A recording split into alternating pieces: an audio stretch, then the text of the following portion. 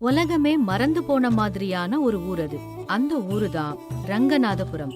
அந்த ஊருக்கு 5 கிலோமீட்டர் தொலைவுல இருந்து அந்த ஊர் பெண்கள் தலை மேல பானை வச்சு தண்ணி எடுத்துட்டு வந்தாங்க. இந்த கஷ்டம் எப்பதான் தீரப்போகுதோ, ஒரு சொட்டு தண்ணிக்காக உயிரையே விடணும் போல இருக்கே. அப்படி பேசிக்கிட்டே போவாங்க. அந்த ஊர் எல்லையில இருக்கிற ஏரியில இருந்து தண்ணி எடுப்பாங்க. அதே ஊர்ல ரங்கநாதன் அப்படிங்கிற ஒரு அரிசி வியாபாரி இருந்தாரு. சுமதி, குடிக்க தண்ணி கொண்டு வாமா. டேய், அரிசி வண்டிய ராகவபுரத்துக்கு கொண்டு விடு, இல்லைன்னா ஒரு மூட்டைக்கு நம்ம சொல்ற ரேட்டு வரவே வராது. அப்படி எப்பவும் ஏதாவது ஒரு வேலையில பிஸியாவே இருப்பாரு. சுமதி பேருக்கேத்த மாதிரியே அழகா ரொம்ப சந்தோஷமா அந்த வீட்ல சுத்தி சுத்தி வேலை பார்த்துட்டு இருப்பா. கௌசல்யா சுப்ரஜா ராம பூர்வா சந்தியா பிரவர்த்ததே. அப்படி காலையில சுப்ரபாதத்துல ஆரம்பிச்சு ராத்திரி படுக்கும் போது பாடுற மங்களஹாரதி வரைக்கும் பாடிக்கிட்டே இருப்பா. இறை பக்தியால அவளோட மனசு எப்பவும் நிரம்பி இருக்கும். அவங்களுக்கு ஒரே ஒரு பையன். அவனோட பேரு கங்காதரன். ரொம்ப நல்ல மனுஷன். அக்கம் பக்கத்துல இருக்கிறவங்களுக்கு அவனால முடிஞ்ச உதவிய செஞ்சு கடவுள் நம்ம உள்ளத்துலதான் இருக்கு அப்படின்னு நம்புறவன். அவங்க வீட்டுல மட்டும்தான் நல்ல தண்ணி கிடைக்கக்கூடிய ஒரு கிணறு இருந்துச்சு. ஒரு நாள் சாயங்காலம் ரங்கநாதன் கங்காதரன் 2 பேரும் உட்கார்ந்து மிளகா பஜ்ஜி சாப்பிட்டுக்கிட்டு இருந்தாங்க. அப்பா, இந்த தடவை நிலக்கடலைகளுக்கு நல்ல லாபம் இருக்கு. பேசாம நிலக்கடலை வியாபாரம் பண்ணலாமா? அப்படி பேசிக்கிட்டு இருந்தான். சுமதி கூட அங்கேயே உட்கார்ந்து சாமிக்கு துளசி மாலை கட்டிக்கிட்டே அவ பையன் பேசுறத கேட்டுக்கிட்டு இருந்தா. அந்த கடலையில இருந்து நம்மளே எண்ணெய் எடுத்து வித்தோம்னா இதை விட அதிகமான லாபம் கிடைக்கும்னு யோசிச்சுட்டு இருக்கேன். அதுக்கு எண்ணெய் எடுக்கிற மிஷின் வாங்கணும், ஒரு ஆளை வேலைக்கு வைக்கணும். கொஞ்சம் யோசிச்சு பண்ணுங்கப்பா. அப்படி வியாபார விஷயங்களோட சேர்த்து குடும்ப விஷயங்களும் பேசிக்கிட்டு இருந்தாங்க. நம்ம சூரியநாராயணன் மாமாவோட பையனுக்கு கல்யாணம் வருது. அவங்களுக்கு 1100 ரூபாயாவது செய்யணும்.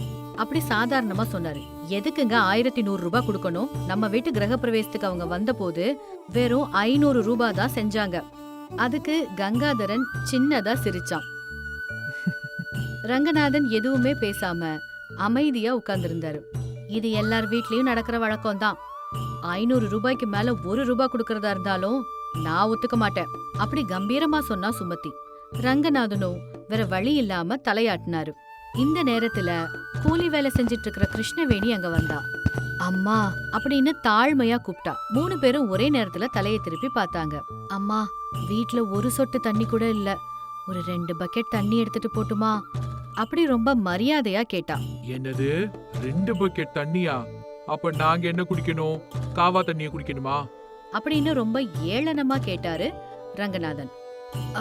அது இல்லைங்கய்யா, பிள்ளைங்களுக்கு உடம்பு சரியில்லை, ஒரு பக்கெட்டாச்சும் கொடுங்கய்யா. ஒரு தடவை சொன்னா உனக்கு புரியாதா? எங்களுக்கு தேவை இருக்கு, கிளம்பு அப்படின்னு ரொம்ப கோவமா சொன்னா சுமதி. அம்மா, ஒரு பக்கெட் தண்ணி தானே, நீ எடுத்துட்டு போமா. டேய், உனக்கு ஒண்ணு தெரியாது, நீ வாயை மூடிட்டு உள்ள போ அப்படின்னு அவளோட பையனை உள்ள அனுப்பிட்டான். கடவுள் இருக்கிறது பூஜை அறையில இல்லம்மா, ஏழைங்களோட இதயத்துல தான் இருக்காரு. அம்மா, நீங்க போய் ஒரு பக்கெட் தண்ணி எடுத்துக்கோங்க அப்படின்னு சொல்லிட்டு உள்ள போயிட்டான். கிருஷ்ணவேணி பயந்து பயந்து ஒரு பக்கெட் தண்ணி எடுத்துட்டு அவளோட வீட்டுக்கு போனான். அன்னைக்கு அந்த கிணத்து தண்ணிய அவளோட பிள்ளைக்கு கொடுத்தா. அந்த பையனும் ரொம்ப சந்தோஷமா அந்த தண்ணிய குடிச்சு அவனோட தாகத்தை தீர்த்துக்கிட்டான். அந்த ஊர்ல இருக்கக்கூடிய எல்லா மக்களும் அரசாங்க அதிகாரிகளுக்கு, அரசியல் தலைவர்களுக்கு விண்ணப்பங்கள் எழுதிக்கிட்டே தான் இருக்காங்க. ஓடி ஓடி அவங்க செருப்பு தான் அருந்து போச்சே தவிர இதுக்கான தீர்வு எதுவும் கிடைக்கல. ஒரு நாள் சுமதி துளசி செடிக்கு பூஜை பண்ணிட்டு இருக்கும்போது 10 வயசு கிட்டு அங்க வந்தான். ரொம்ப ரொம்ப தாகமா இருந்ததால யாருக்கும் தெரியாம சத்தம் இல்லாம அந்த கிணத்து பக்கத்துக்கு போனான். சத்தமே இல்லாம அவன் தண்ணி குடிக்க ஆரம்பிச்சான். தூரத்துல நின்னுட்டு இருந்த சுமதி இத பாத்துட்டான். ஐயோ, இவன் தண்ணி குடிச்சுக்கிட்டு இருக்கான், எவ்வளோ பெரிய அபச்சாரம். அப்படி ரொம்ப கோபமா அந்த பையன் கிட்ட போனான். டேய் கழுத, எவ்வளோ பெரிய தப்பு பண்ணிட்ட, அறிவு கட்டவனே. இந்த தண்ணிய வச்சுதாண்டா சிவனுக்கு அபிஷேகம் பண்ணணும், நீ அத வாய் வச்சு குடிச்சிட்டு இருக்க. அப்படி அவனை இழுத்து அடிச்சா. ஏங்க இங்க வாங்க, இங்க வந்து இவன் பண்ணிருக்க காரியத்தை பாருங்க. அப்படி பெருசா சத்தம் போட்டா. கணவன் மனைவி 2 பேரும் சேர்ந்து அந்த பாவப்பட்ட பையனை அடிச்சாங்க. வேண்டாம், அடிக்காதீங்க, அடிக்காதீங்க, வலிக்குது. அப்படி அந்த பையன் அழுதுகிட்டே எவ்வளோ சொல்லியும் அவங்க 2 பேரும் காதுலயே வாங்கல. அப்ப அங்க கங்காதரன் வந்தான். அம்மா, அப்பா, நிறுத்துங்க. சீ, நீங்கெல்லாம் மனுஷங்களா இல்ல விலங்குங்களா? சின்ன பையன் தண்ணி குடிச்சதுக்கு அவன் இப்படி அடிச்சு கொல்லுவீங்களா? அந்த பையனை விடுவிச்சான். ஒரு குழந்தையோட தாகத்தை தீக்கிற தண்ணி அந்த அபிஷேக தண்ணியை விட புனிதமானது. இதை என்னைக்கு நீங்க புரிஞ்சுக்கிறீங்களோ அன்னைக்குதான் நீங்க கடவுளுக்கு நெருக்கமானவங்களா ஆவீங்க அப்படின்னு சொல்லி அந்த பையனுக்கு தண்ணி கொடுத்து அனுப்புனான். ஒரு நாள் சுமதி பக்கத்து ஊருக்கு பாபாஜி வந்திருக்காருன்னு அவரை தரிசனம் பண்ணிட்டு திரும்பி வந்துட்டு இருந்தா. அப்பா, சுவாமிஜி எவ்வளவு அழகா பேசினாரு அப்படி தனக்கு தானே நினைச்சுக்கிட்டு சிரிச்சுக்கிட்டே வந்துட்டு இருந்தா. அப்போ மாட்டு வண்டி நின்னு போயிடுச்சு. என்னடா, என்னாச்சு? எதனால வண்டி நின்னு போச்சு அப்படின்னு ரொம்ப கோவமா கேட்டா. வண்டிக்காரன் என்னன்னு இறங்கி பார்த்து, அம்மா, இந்த வண்டி இனிமே நகராது, நான் போய் வேற வண்டி ஏதாவது பார்த்துட்டு வரேன் அப்படின்னு அங்கிருந்து போயிட்டான். சுமதி ரொம்ப நேரமா அங்க காத்துக்கிட்டு இருந்தா. யாருமே அங்க வராததால சுமதி இறங்கி நடக்க ஆரம்பிச்சா. நடந்து பழக்கம் இல்லாத சுமதிக்கு முழங்கால்லாம் வலி வந்துருச்சு. நடந்து நடந்து ஒரு மரத்துக்கு கீழே உட்கார்ந்தா. அம்மா, நாக்கெல்லாம் வறண்டு போகுதே, தாகம், தண்ணி அப்படின்னு உட்கார்ந்திருந்தா. அந்த பக்கமா போயிட்டு இருந்த ஒரு பாப்பா சுமதிய பார்த்து அவளுக்கு கொஞ்சம் தண்ணி கொடுத்தா. அந்த நிமிஷம் சுமதி கண்ணுக்கு அந்த குழந்தை ஒரு தேவதையா தெரிஞ்சா. ஒரு நாள் மத்தியான நேரம் ரங்கநாதன் வீட்ல தூங்கிக்கிட்டு இருந்தாரு. சுமதியும் கங்காதரனும் பக்கத்துல போயிருந்தாங்க. வெளியில போகும்போது மறந்து போய் வீட்டை பூட்டிட்டு போயிட்டாங்க. கொஞ்ச நேரம் கழிச்சு ரங்கநாதன் தூக்கத்துல இருந்து எந்திரிச்சாரு. வா, தாகமா இருக்கே. எந்திரிச்சு வீட்ல உள்ள பானை, குடம், பாட்டில்ஸ் எல்லாமே பார்த்தாரு. ஆனா ஒரு சொட்டு தண்ணி கூட எங்கேயுமே இல்ல. என்னது இது? வீடு தானா இது? ஒரு சொட்டு தண்ணி கூட எங்கேயுமே வைக்கல அப்படின்னு திட்டிட்டு வெளியில வந்தாரு. வீட்டு வாசல திறக்கிறதுக்கு முயற்சி பண்ணாரு. ஆனா அது திறக்க முடியல. பெருசா கத்துனாரு, ஆனாலும் பிரயோஜனம் இல்ல. கடவுளே, குடிக்க ஒரு சொட்டு தண்ணி கூட. ரொம்ப நேரமா சத்தம் போட்டு கூப்பிட்டும் கூட யாருமே வரல. சீச்சி, ஒரு சொட்டு தண்ணி கூட இல்லையா? கடவுளே, என் உயிரே போயிடும் போல இருக்கே. அப்படி தொண்டை வறண்டு போற நிலையில காத்திருந்தாரு. கொஞ்ச நேரம் கழிச்சு சுமதியும் கங்காதரனும் வந்து வாசல் கதவை திறந்தாங்க. அப்ப ரங்கநாதன் வேகமா வெளியில வந்து கிணத்து பக்கமா போய் வேக வேகமா தண்ணி குடிச்சாரு. சுமதியும் கங்காதரனும் என்ன நடக்குதுன்னே புரியாம அவரையே பாத்துக்கிட்டு நின்னுட்டு இருந்தாங்க. ரங்கநாதன் முழுசா தண்ணி குடிச்சிட்டு மெதுவா நடந்து வந்து கங்காதரன் பக்கத்துல வந்தாரு. டே கங்கா, நீ சொன்னது சரிதான்டா. தாகத்தை தீக்கிற தண்ணி அபிஷேக தண்ணியை விட பவித்திரமானதுதான். அப்படி தலைய தடவி கொடுத்துட்டு போயிட்டாரு. அடுத்த நாள் சாயங்கால நேரம் கங்காதரன், சுமதி, ரங்கநாதன் 3 பேரும் உட்கார்ந்து எப்பவும் போல வியாபாரத்தை பத்தி பேசிக்கிட்டு இருந்தாங்க. அப்பா, நம்ம பக்கத்துல யாரும் இன்னும் சூரியகாந்தி விதைகளை விவசாயம் பண்ணல. இந்த தடவை நம்ம பண்ணலாம். நீங்க என்ன சொல்றீங்க? நானும் அதுதான் ஆலோசனை பண்ணிக்கிட்டு இருக்கேன். பார்க்கலாம். அப்படி வியாபாரத்தை பத்தி பேசிக்கிட்டு இருக்கும்போது கூலி வேலை செய்யக்கூடிய கிருஷ்ணவேணி மறுபடியும் அங்க வந்தா. ஐயா, கொஞ்சம் நல்ல தண்ணி எடுத்துக்கலாமாயா? மறுக்காதீங்க அப்படின்னு ரொம்ப தாழ்மையா கேட்டா. அப்பாவும் அம்மாவும் என்ன சொல்ல போறாங்கன்னு கங்காதரன் யோசிச்சான். இதெல்லாம் கேட்கணுமா? இலவசமான தண்ணி தானம்மா, எடுத்துட்டு போ அப்படி சொன்னா சுமதி. தினமும் அவ்வளவு தூரம் போய் தண்ணி எதுக்காக எடுக்கணும்? இங்கேயே வந்து எடுத்துட்டு போங்களேன். அப்படி 2 பேரும் சேர்ந்து சொன்னாங்க. கங்காதரன் ரொம்ப சந்தோஷமா அம்மா அப்பா கிட்ட வந்த மாற்றத்தை பார்த்தான். கிருஷ்ணவேணி அவ பையனுக்கு கொடுக்கறதுக்காக பக்கெட்ல தண்ணி எடுத்துட்டு இருந்தா. பக்கத்துல நின்னுக்கிட்டு அந்த பையன் சந்தோஷமா அந்த தண்ணியவே பாத்துக்கிட்டு இருந்தான். அம்மா, குடிக்கிறதுக்கு கொஞ்சம் தண்ணி தாமா அப்படின்னு சொன்னான். கிருஷ்ணவேணி அந்த பையனுக்கு தண்ணி கொடுத்தா. அந்த பையன் ரொம்ப சந்தோஷமா அந்த தண்ணிய குடிச்சான். ரங்கநாதன், சுமதி தம்பதிகள் இத சந்தோஷமா பாத்துக்கிட்டு நின்னாங்க. அடுத்த நாள் காலையில சுமதி, ரங்கநாதன் ஊர்ல இருக்கிற எல்லாரையும் கூப்பிட்டு அவர் கிணத்துலயே தண்ணி எடுத்துக்கலான்னு சொன்னாரு. அந்த ஊர்ல ஒரு அடிப்பம்பு வைக்கிறதுக்காக அந்த ஊர் மக்கள் எல்லாரும் அதிகாரிகளை அணுகினாங்க. எங்க கஷ்டங்களை தீக்கிறதுக்கு எங்களுக்கு எங்க ரங்கநாதன் ஐயா இருக்காரு அப்படி ரொம்ப பெருமையா சொன்னாங்க மக்கள். அப்பா அம்மா கிட்ட வந்த மாற்றத்தை பார்த்து கங்காதரனுக்கு ரொம்ப ரொம்ப சந்தோஷமா இருந்துச்சு. ரங்கநாதனோட வீட்டு முன்னாடி நிறைய பேர் காத்திருந்தாங்க. ஆனா சுமதி மட்டும் ரொம்ப சந்தோஷமா எல்லாருக்கும் கிணத்து தண்ணி கொடுத்தா. அரசு இந்த ஊரோட கஷ்டத்தை புரிஞ்சுக்கிட்டு இந்த மக்களோட துயரத்தை போக்கணும்னு நம்மளும் கடவுளை பிரார்த்திக்கலாம். சுத்தி காடுகளுக்கும் மலைகளுக்கும் நடுவுல அழகான பச்சை பசேல்னு ஒரு கிராமம் இருந்துச்சு. அந்த கிராமத்துல கொஞ்சம் தூரத்துல ஒரு மண் வீடு இருந்துச்சு. அந்த வீட்ல ராமையா, ஜானகி அம்மான்னு தம்பதிகள் வாழ்ந்துட்டு வந்தாங்க. ஸ்ரீ ராமச்சந்திர பிரபு, அப்படின்னு இறைவனை நினைச்சிட்டு காலையிலேயே ராமையா பானை செய்யறதுக்காக உட்காருவாரு. மண்ணு பிசைஞ்சு அத சக்கரத்துல வச்சு ரொம்ப அழகான பானைகளை தயார் பண்ணுவாரு. கொஞ்ச நேரத்துல ஜானகி அங்க வந்து, ஏயா சூரியன் நடுவானத்துக்கே வந்துட்டான், வாயா வந்து 4 வாய் சாப்பிடு அப்படின்னு அன்பா சொல்லுவா. அதுக்கு ராமையா எந்திரிச்சு தயிர் சாதத்துக்கு வெங்காயம் பச்சை மிளகான்னு வச்சு சாப்பிடுவாரு. அதுக்கப்புறம் 2 பேரும் கொஞ்ச நேரம் நிதானமா உட்கார்ந்து பேசி சிரிச்சிட்டு இருப்பாங்க. ஏயா நம்ம மோகன்ராவோட மகளுக்கு அடுத்த மாசம் கல்யாணமா. ஓ, என்ன கொடுக்கறதா இருக்காராம்? உள்ளது எல்லாமே அந்த பொண்ணுக்கு தானே. அப்படி அவரை பத்தி இவரை பத்தின்னு கொஞ்ச நேரம் பேசுவாங்க. அப்புறம் அப்படியே பெண்களுக்கே இயல்பான பேச்சுக்களை ஆரம்பிப்பா ஜானகி. பக்கத்து வீட்டு ராதாமா தங்கத்துல பெரிய ஹாரம் செஞ்சிருக்காளாம் அப்படின்னு ஏதேதோ பேசுவா. பரவாயில்ல, திருவிழா வரும்ல, அப்ப பானை எல்லாம் நிறைய விக்கும். பணம் வந்ததும் நீயும் உனக்கு பிடிச்ச மாதிரி நகை வாங்கிக்கலாம் அப்படின்னு அமைதியா சொல்லுவாரு.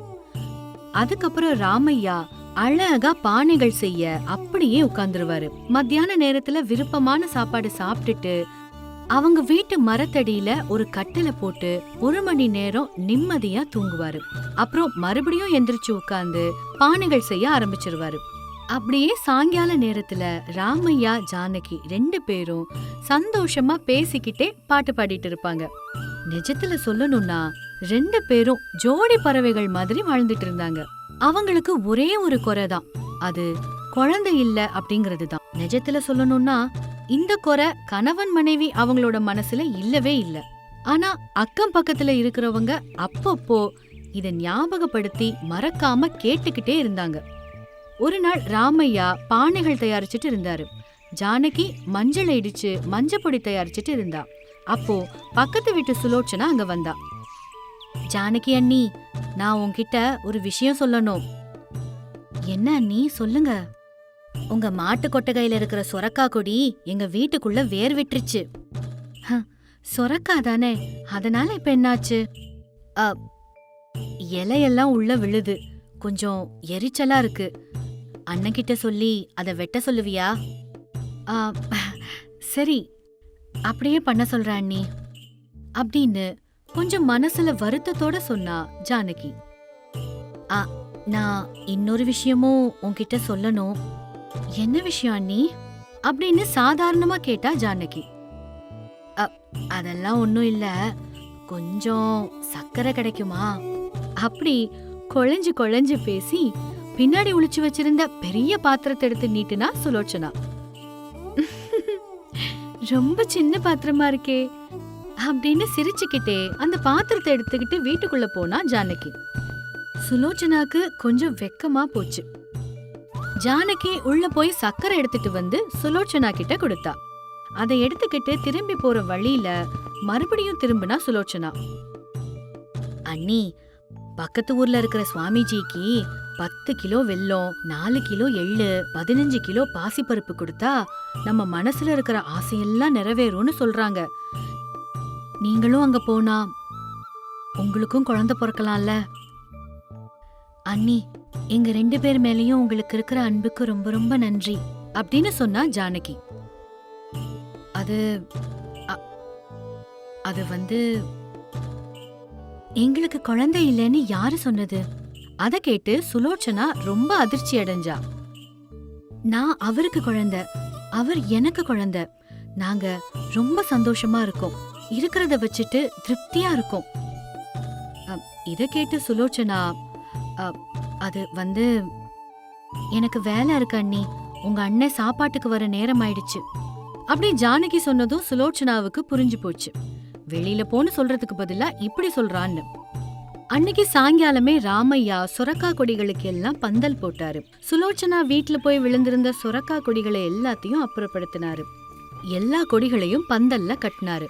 சொரக்காய் எல்லாம் தூக்கி கட்டினதுக்கு அப்புறமா ராமையாவோட மாட்டு கொட்டகை ரொம்ப அழகா மாறிடுச்சு. ஒரு நாள் ராமையா பானைகள் செஞ்சுட்டு உட்கார்ந்துட்டு இருந்த போது ஜானகி அங்க வந்தா.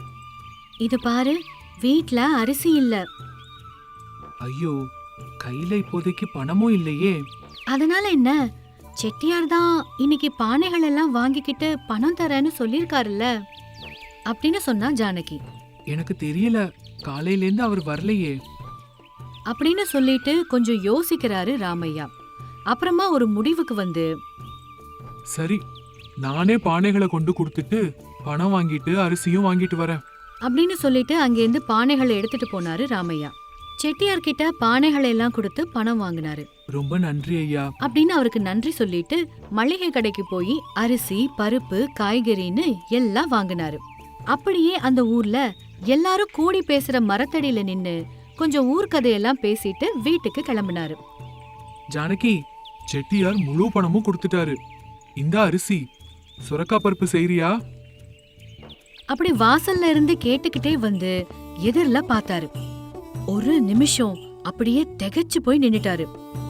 ஜானகி கீழே விழுந்து சுயநினைவு இல்லாம கிடந்தா. ஜானகி, ஜானகி, ஜானகி அப்படின்னு ராமையா ஓடி ஜானகி கிட்ட வந்தாரு. ஜானகி பேச்சு மூச்சு இல்லாம கிடக்கிறத பார்த்து அவருக்கு புரிஞ்சிடுச்சு.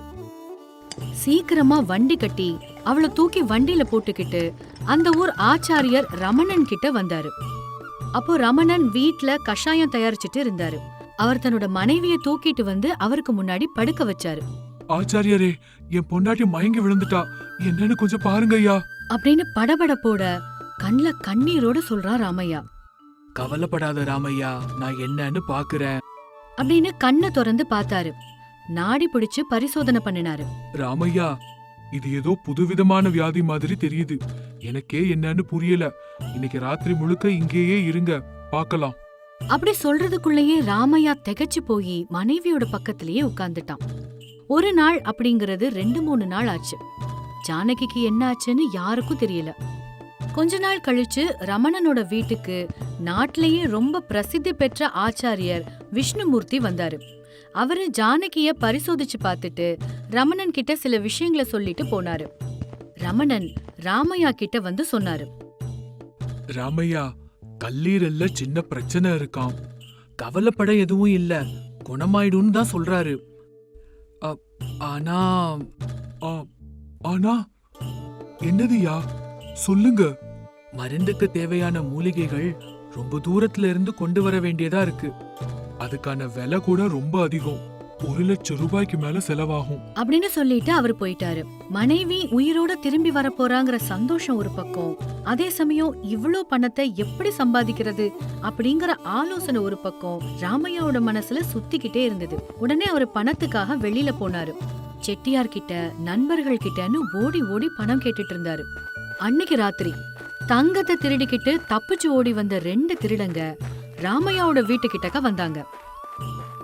யாருக்கும் சந்தேகமே வராதபடி அந்த சொரக்காய் கொடிகளுக்குள்ள இந்த தங்கத்தை மறைச்சு வச்சிடலாம் அப்படின்னு யோசனை பண்ணாங்க. அதுல ஒருத்தன், டேய், வெளியில நிறைய பேர் இருக்காங்க, எட்டி பார்த்து சொன்னான். ஆமாடா, நாம போனா அடிச்சு போட்டுருவாங்க. இந்த வீட்ல 2-3 நாளா யாருமே இல்ல. தங்கத்தை இங்கேயே தற்காலிகமா ஒளிச்சு வைக்கலாம். சரிடா, இங்கேயே இந்த சொரக்காயிலேயே ஒளிச்சு வச்சிடலாம் அப்படின்னு தீர்மானிச்சு சொரக்காய்களை எல்லாம் வெட்டி அதுக்குள்ள இருக்கிற விதைகளை எல்லாம் நீக்கிட்டு அதுக்குள்ள தங்கத்தை வச்சாங்க.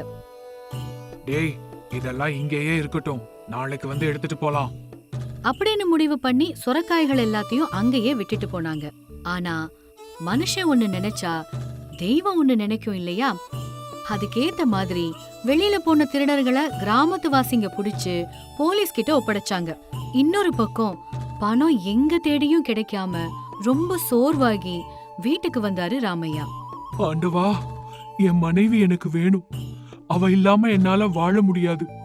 அவளை எப்படியாவது காப்பாத்திட ஆண்டவா, ஏதாவது பண்ணு. நான் உன்னை மட்டுமே தான் நம்பி இருக்கேன். அப்படி கடவுள் கிட்ட அழுது அழுது அங்கேயே படுத்து தூங்கிட்டா ராமையா. காலையில முதல் சேவல் கூவும் போது ராமையா முழிச்சு வெளியில வந்தாரு. அந்த நேரம் எதுக்கோ அவரோட பார்வை அவர் வீட்டு சுரக்காய் கொடிகள் பக்கமா போச்சு. இந்த சொரக்காய் எல்லாம் ஏன் கீழே இருக்கு அப்படின்னு சொரக்காய்கள் இருக்கிற பக்கமா போனாரு.